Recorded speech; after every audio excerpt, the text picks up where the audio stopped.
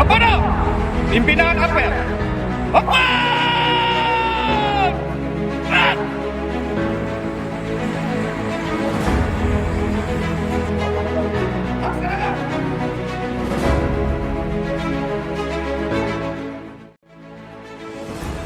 Pelaksanaan operasi Patuh Selawat 2023 dalam bentuk Harkam Tipmas bidang lalu lintas yang didukung instansi terkait akan dilaksanakan selama 14 hari.